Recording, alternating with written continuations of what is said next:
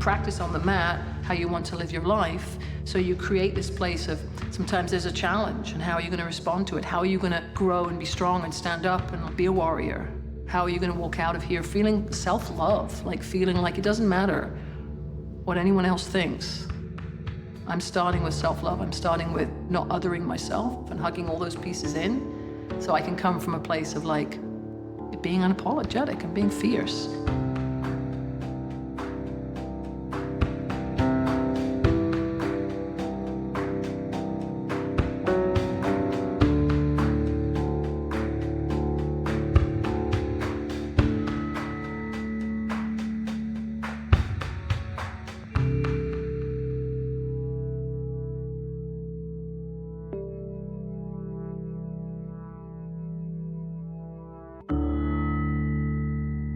Hi, my name is Skeeter, and I identify very strongly as a butch woman, queer. When I first went to a yoga class, I was that weird, hairy-legged, butch tattooed person in the room amongst a lot of sort of blonde, thin women in Lululemon. And it was so uncomfortable for me, but there was something in the practice that was like, this is what I need. I need this sort of unraveling and this undoing, because I gotten so tight and so defensive over the years, being sort of a young butch in the world. And so what yoga has taught me as I've come back to it and been brave and shown up on my mat is this place of forgiveness and softening around the inner voice that can be really harsh, and also seeing that I can be very strong even in a weakness. I can be very strong in a moment of challenge. And that there's strength in all of it. The yoga for me has healed places in myself that just were sort of hidden, and I sort of kept them hidden. So there's a revealing, and it's a beautiful thing. You know, it feels very whole.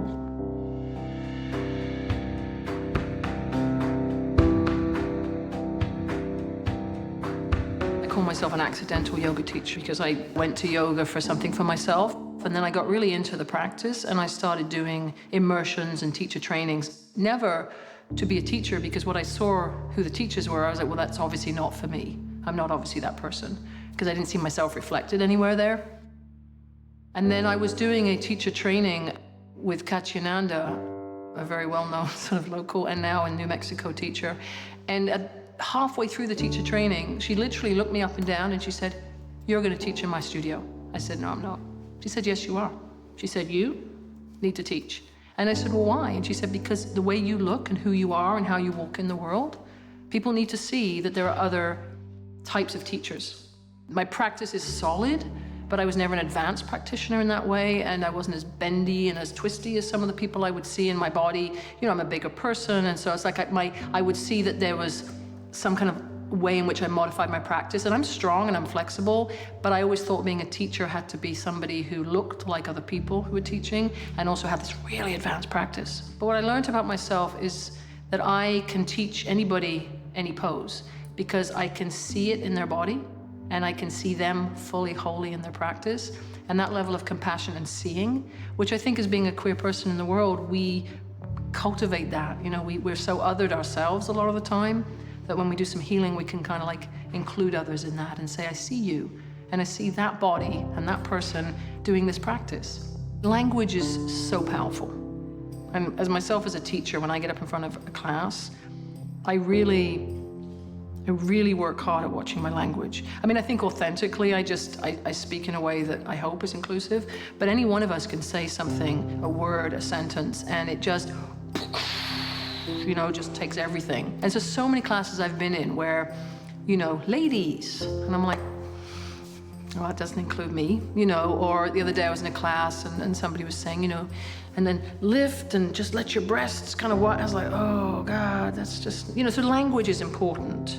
Even if you have a whole room of straight people, you know, and you have a room of like macho-looking men and feminine-looking women, language is important because we don't know anyone's journey.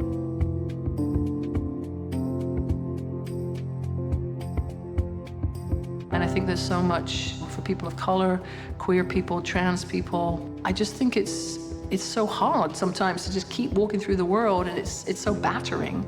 And then when you finally come to a space where you're invited, hopefully, to reside in this body, like as it is right now.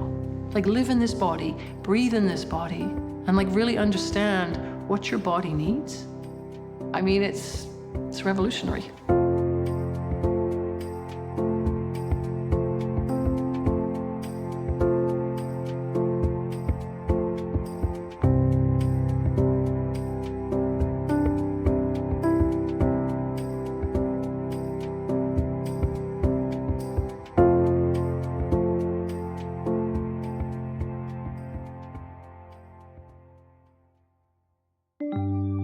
It is our birthright to be loved, and we are loved. And we live in a world where there's a lot of disconnect from that love. And so it can look like a lot of things that are very hurtful. And a lot of those hurtful things have come at our community. It is important for us to empower ourselves and empower each other. There's a healing that is needed, and healing that is wonderful to do together, to really look at each other and to see each other and love each other.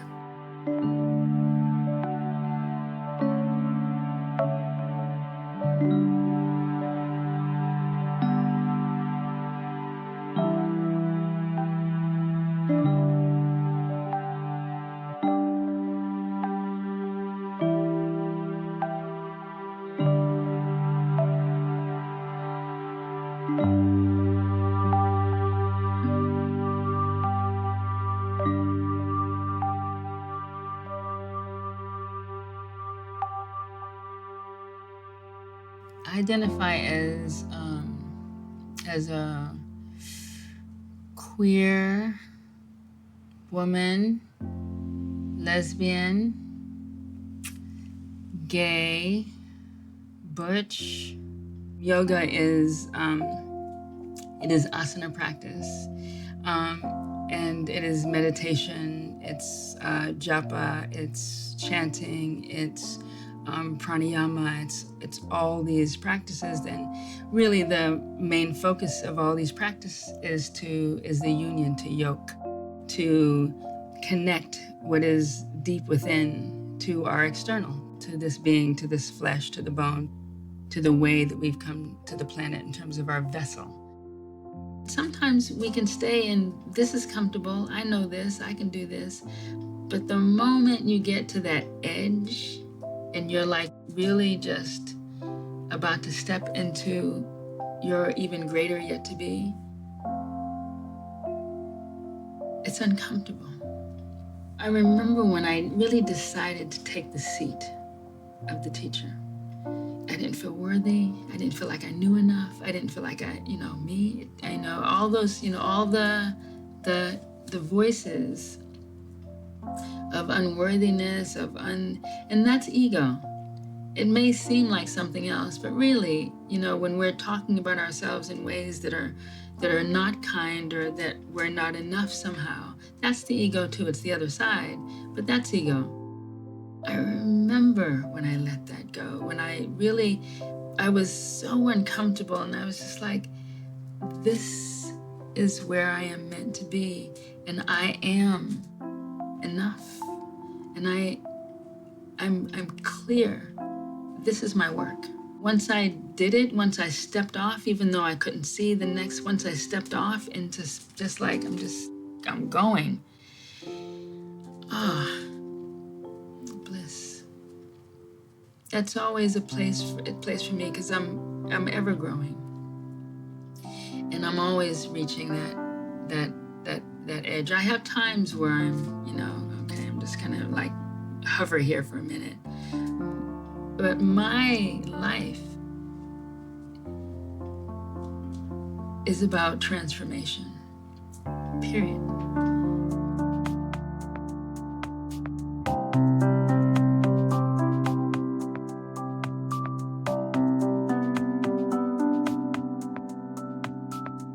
I co-created Ojo with Skeeter Barker. We began to talk about what it was to be in classes and with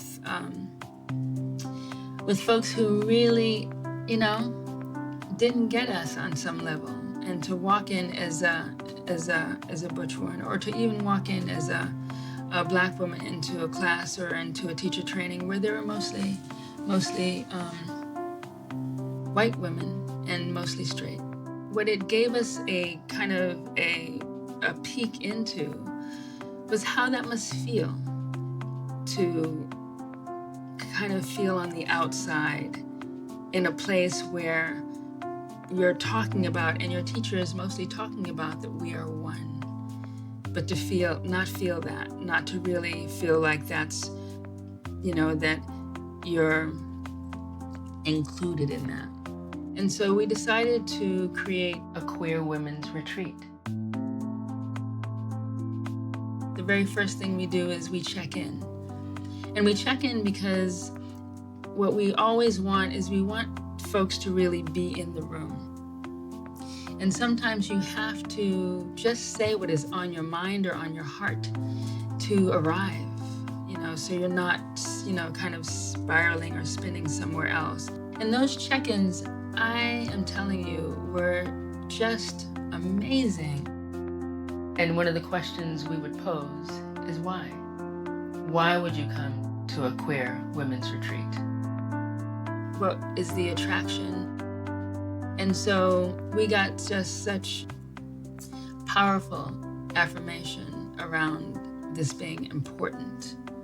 Important for us to sit across from each other, important for us to share what we shared in those circles, and important for us to be in a practice together where we focus on loving every part of our bodies just the way they are, just the way they are. This practice really is about you're perfect. And beyond that, you're whole, that there is no part that you need to disappear or disconnect from. That's what's healing. That's the yoking part. That's the union part of yoga. And not just the parts that you think are really butch and fabulous, but what about the parts that you in any moment might not think are so fabulous? Can we love those parts too, equally? Can we bring them in? Because that's healthy, that's whole, that's healing.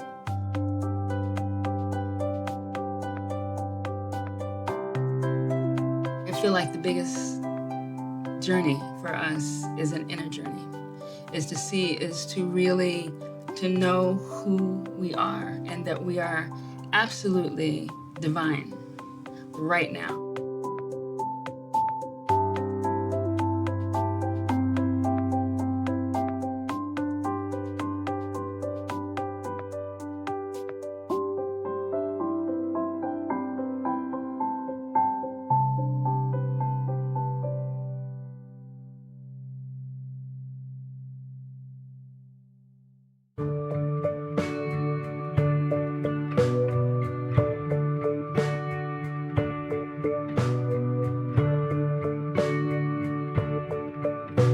There are a lot of spaces where I feel like I don't fit in. And yoga is so infinite, like withdrawal of the senses and concentration and meditation and asana. Like I can't separate any of it because it all is such a big interconnected thing. That practice and that process is so incredibly infinite that it is big enough for any individual that would like to try it. And so for people that feel like there is not space for them, there is space, and it's something that we should share.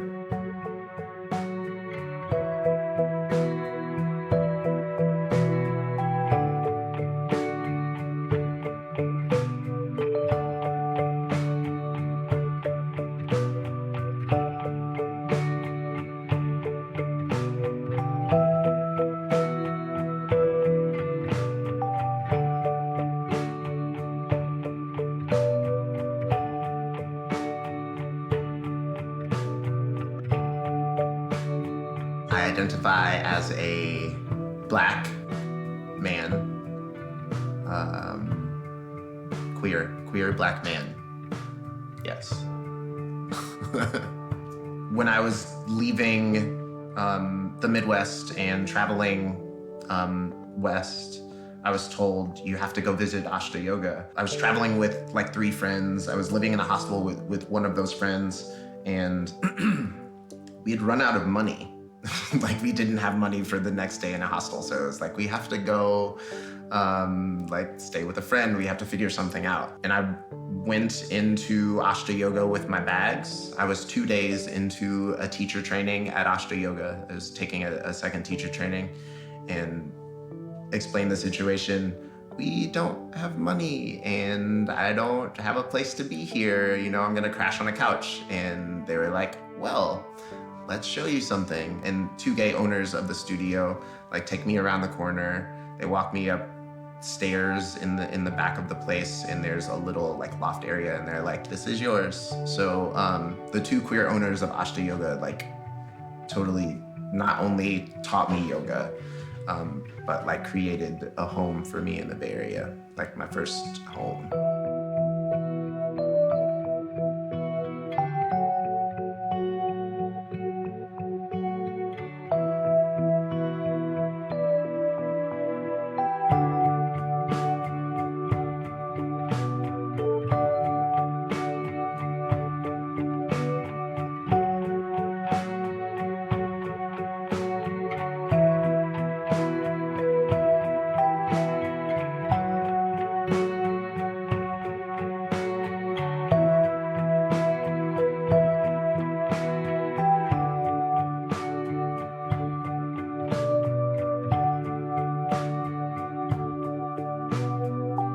In San Francisco, there has been for, I don't even know how long it's been, but I want to say like 20 years, 25 years, there was fairy yoga, as in radical fairy yoga, at a house in the Mission.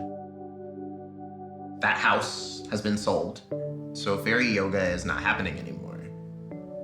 But I went to fairy yoga a couple times, and the radical fairy community was definitely part of my being able to like settle and ground into the Bay Area. When we kind of found out that that was not going to happen anymore, I started doing yoga classes in San Francisco at the Box Factory, also in the Mission, but a little further away. And it was kind of like having the torch passed to me because it was like, fairy yoga at the 14th Street House is what it was called, was kind of the older contingent of fairies. People who tended to be a little older. Younger people didn't feel quite as comfortable there, so creating a space for the people that I kind of like hung out with and were my friends was the idea. And then my friends would bring their friends, and that's where that yoga practice started. Fairy kind of implies queer in a way. And then the idea of trans folks coming in was super awesome for me at Bernadette's house at the Box Factory. There were people that would come afterwards for like the food and hangout portion, but they wouldn't practice. And so I kind of talked to them, and they were like, oh, is it cool if we like come to the class too? Like, of course, yeah, please come to the class. And so it became this idea for me of yoga for people that haven't felt comfortable in studios for one reason or another.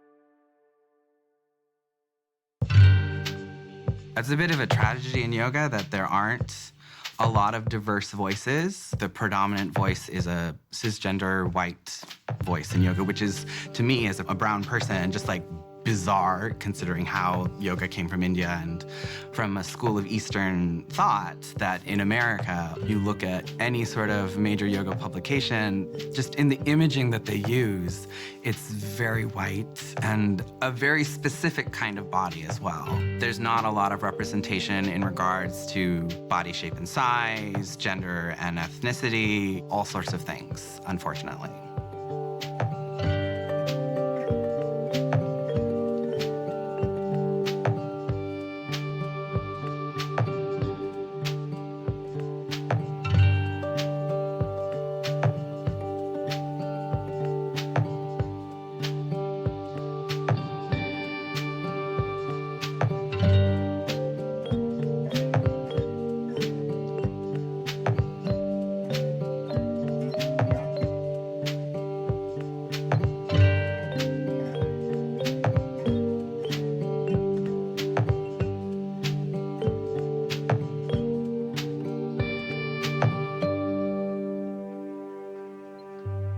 I'm a cisgender male, a gay man. As a gay man, yoga is very much about becoming aware of your body.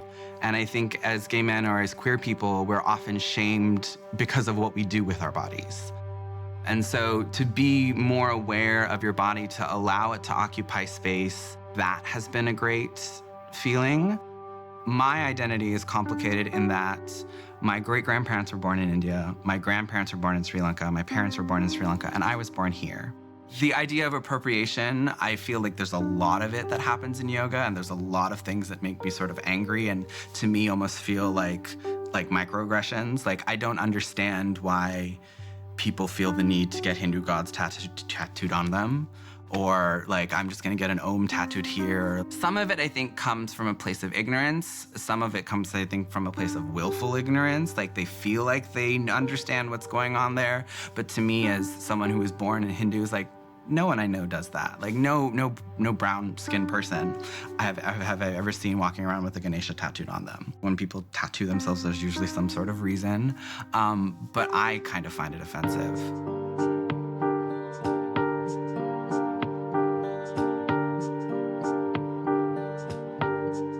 There's a lot, I think, that goes on with romanticizing of India. You know, like, I want to go to India and experience yoga and the place that it's from.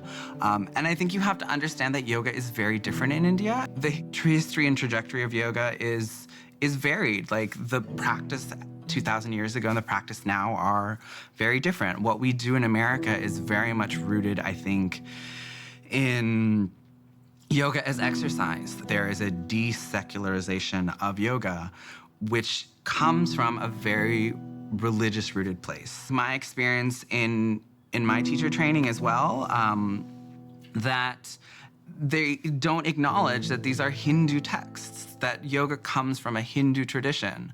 Someone once tried to tell me, it's like, oh, like the Om is secular, it doesn't mean anything. I was like, it does. It is a very Hindu thing.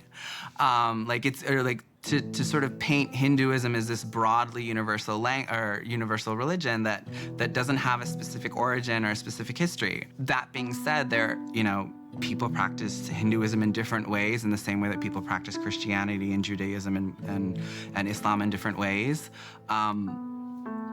But there's just so much around, I think, the way that India, Indian religion, and Indian culture are perceived in America. People tend to paint with a really broad brush. What has, I think, come to America, and at least in yoga, a lot of that was brought here by Indian people. But I think what has changed over time is that, the practice of yoga, the way that yoga is taught, maybe, in the context of an ashram, or where you're working with, in a lot of cases, a spiritual leader or a spiritual teacher of some way, shape, or form, who was never so concerned about things like Instagram or making money or all of those sort of economic considerations. They were more concerned with the mental part of it, the real mind-body connection part of yoga. I think the important mental work, or the self-work, that is done in yoga, is lost. I think Yoga at its heart is about self-actualization. It's about self-realization. It's about, finding that divine spark in you. I was for a period of time following a lot of yoga teachers on Instagram. And it just became really frustrating because it was just about what things look like. And I think that translates into students as well, is that they see around them, yoga as it's presented as cool poses and fancy things that you do and defying gravity and all that stuff. That is where some of the decolonizing needs to happen. I think there needs to be more of a shift in focus and to stop seeing yoga as just exercise. If you think of Ashtanga yoga and the 8 limbs of yoga, the physical asanas are just one element of a much larger piece.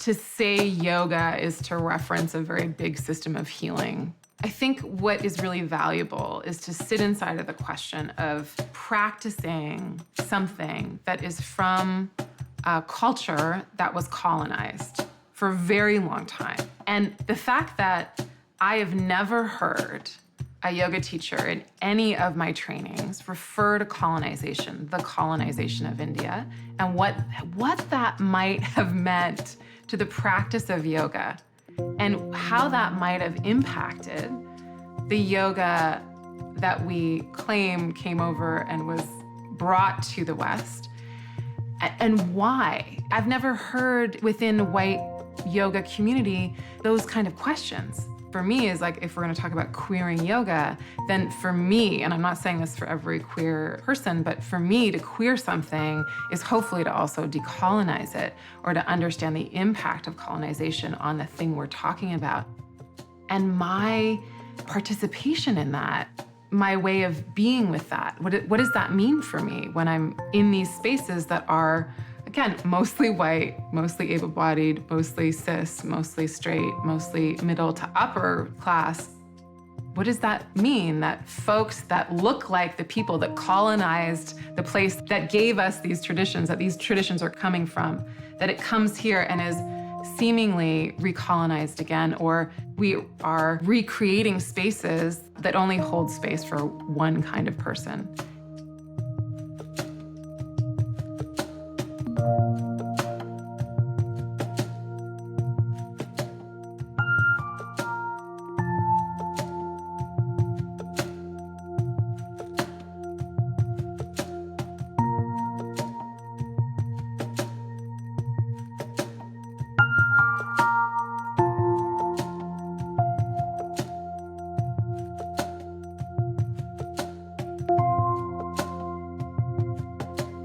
I am a white, Jewish, queer, non-trans person. Going into a yoga class isn't necessarily a safe or fun thing for many people. Me, myself, I am somebody who can blend into white, straight, able-bodied, thin, bodied spaces pretty well. If I didn't want to be informed about how maybe some yoga spaces can impact people, I wouldn't have to be. And so there's that layer of it. That's my privilege. I have many, many intersecting privileges when I walk into a yoga space. I'm not, singled out or identified as somebody who's not usually in the space of typical Western yoga centers. The other piece is that walking into those spaces, because of who I am and because of what I'm interested in and because I'm queer, often those spaces feel really violent to me because of the monoculture that yoga studios tend to perpetuate. And what I feel from many, many fellow white folks in yoga spaces is a huge resistance. If I say anything contrary to a we are all one kind of philosophy, which is to talk about being queer, which is to talk about having different abilities within our body, which is to talk about being different sizes, which is to talk about racism, which is to talk about brutality and colonization and all of that. What I seem to find is this major pushback and a huge defense and a complete denial of what happened, which is a main facet of colonization. It cannot happen unless we are denying that people are impacted in really negative and violent ways. And so to have these conversations is so difficult within the actual context of what have now become yoga's main popular yoga spaces. I've received a lot of pushback around getting that. I feel like white folks that don't understand what colonization is get very angry when you say you can't have that. You can't just have everything you want. You can't have the part of yoga that you want and not deal with the racism that comes with an experience of being a South Asian person in the world, or any person in the world that's not white. You can't have just the little bits that you want, but that's what colonization allows us to do. And so when I've had personal conversations with people and there's been pushback around it, I feel like it's from that place. How dare you say that I can't have what I want? This is mine to have. I don't mean to hurt anybody. I'm not hurting anybody. Why are you so sensitive? And then it becomes about me and my problem and my sensitivity, which is fine. It's because I'm a white person talking to another white person, so I can handle that part of the conversation. But it is a very distinct anger that I get as pushback whenever any issue around cultural appropriation comes up in the context of yoga.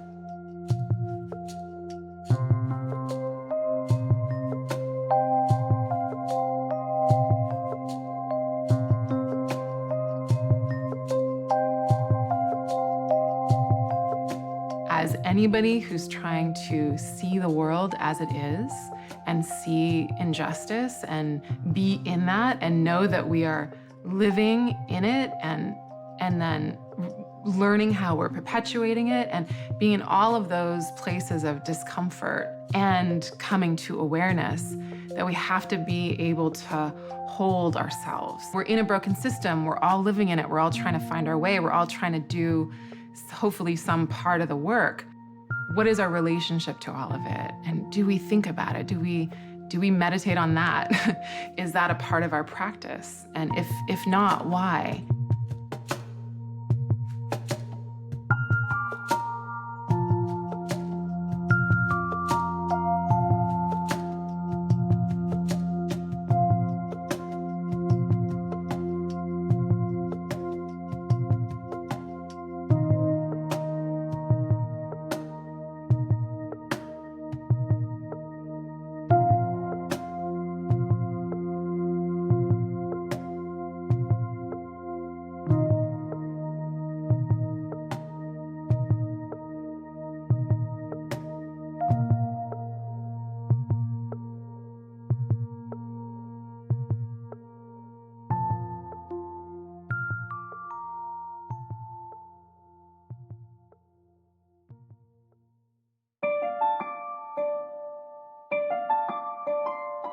My practice leads me into anything that needs growth and evolution and could use more love.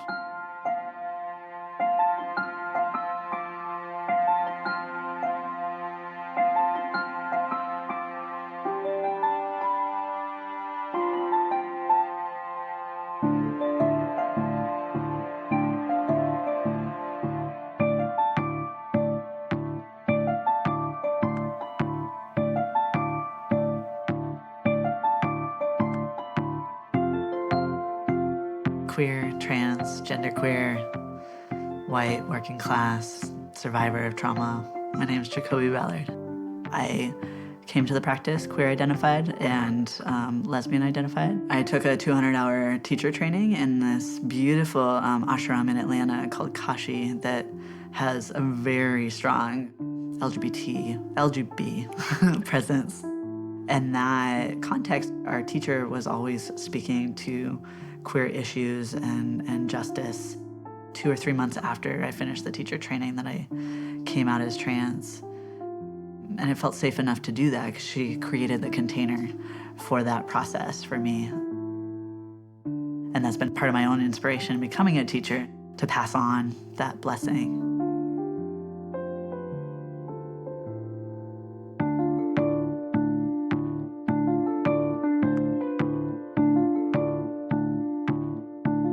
I had one student come to one of my workshops in Atlanta a few years ago it was a queer and trans yoga workshop, and he shared afterwards that he, in the previous week, had been on the brink of suicide. And I get chills even now just saying that then he came to this space and he was brought by another trans friend to practice, and that 3 or 4 hour class allowed him to like turn the corner and really realize his life is really important. And now he's someone that many people would know about, who's kind of a trans leader, and what he's doing in acting and TV. When Third Root opened in 2008, I knew that I wanted to prioritize communities that were never going to be prioritized, or that are often not prioritized within yoga spaces. So we had queer and trans yoga, we had yoga for abundant bodies, we've tried on yoga for survivors and yoga for people of color. We did a yoga for disabled people class and put those classes in kind of primetime places as a way of communicating this community is important, and it's so important that we're actually going to give up some of our income to provide space for them at a time that's ideal for them to come, rather than putting it at like 2:30 in the afternoon or like 8 o'clock on a Saturday when folks are not going to wake up at that time. What happened through all of those classes is that queer and trans people started a practice. And they came into their body, they realized what their practice was, what their injuries were, how to modify, how to build trust with the teacher and others in the room. And then we saw them, after some period of practice in those specific classes, go into other classes and start taking other classes at Third Root. And then from there, take other classes at other studios. And then from there, some of them even went on to become yoga teachers.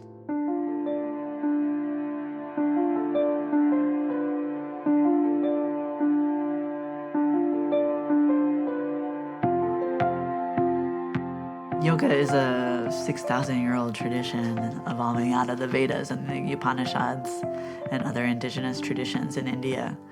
And the physical practice, the asana practice, has only really become prominent in the last 100 years as part of colonization of India. And then within British culture and within American culture, there's been this mind-body split. And I think that was just exacerbated when yoga came to the US, that it was really asana that was prioritized and practiced and offered. It's certainly not all of the practice. It's really only 1/8, but often when people say, I'm going to a yoga class, what they mean is I'm going to an asana class. Or people sometimes say, I do yoga and I meditate, when actually meditation is like half of the practice of yoga. And people don't know that, which is, I think, dangerous and also created because it only takes 200 hours of training to become a yoga teacher. And so people become yoga teachers in a month, sometimes after practicing for a year. You can't embrace the entirety of a 6,000-year-old tradition in 200 hours of training. So I think we miss a lot, and we don't have enough practice ourselves in order to offer it fully. So people can becoming yoga teachers so quickly in the US. I think there's a lot more work to do before we offer classes. And if we don't do that deep work on ourselves, then we're going to perpetuate harm, whether that's through our ableism or racism or different social justice issues, whether that's through not knowing the correct pronunciation of Sanskrit. So many people don't. Or whether it's through abbreviating Sanskrit, Vera 1 or Vera 2, when that's not your language for most of us. It's not my language. I'm not entitled to do that. I'm not empowered to change that. It's not my culture. I'm really a guest. And I'm honored to be able to offer this practice, but it's not mine. And I think it can be really complicated for, given racism and given colonization in the world, for anyone other than white people to come and learn the tradition of yoga at this moment from so many white teachers. And that's what so many, that's part of the importance of lifting up teachers of color, and that's part of what I try to do. And I try to always teach retreats with a person of color, or if I get interviewed, to also lift up other teachers of color who have as much to say, if not more, than me. But because of racism, they're not recognized. But for me, and I now present as a white guy, I am lifted up due to sexism and due to racism. So as part of my practice, I try to hold that in awareness. My teacher, Larry Yang, who's a Buddhist teacher who founded East Bay Meditation Center, says, out of an awareness of the preciousness of all of life, can we commit to not add one single further drop of suffering to a world that already hurts so much? And I've taken that really seriously, and it is a pretty grave aspiration to not add a single further drop of suffering. And I think for me, that's the essence of my practice. How do we create a more loving society that makes more room for me as a trans person, queer person, working class person? How can I also use my practice to create more room and safety and possibilities for happiness for people of color? How do we create room for every single human being? And if we really live by the tenets of our practice, then it's not just possible, it's inevitable.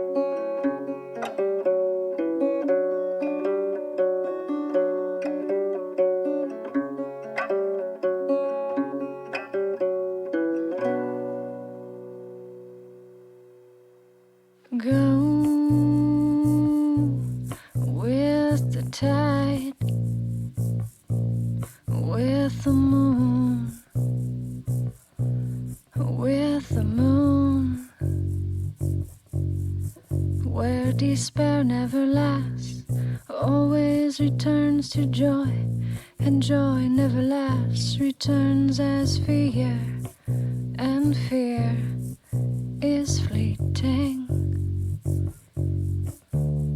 With birds in the wind ebbing mad and flooding joy, beautiful, dreadful and steady as the morning star. Falls, fills, empties, fills, disappoints, fulfills, drowns. disappears, reappears.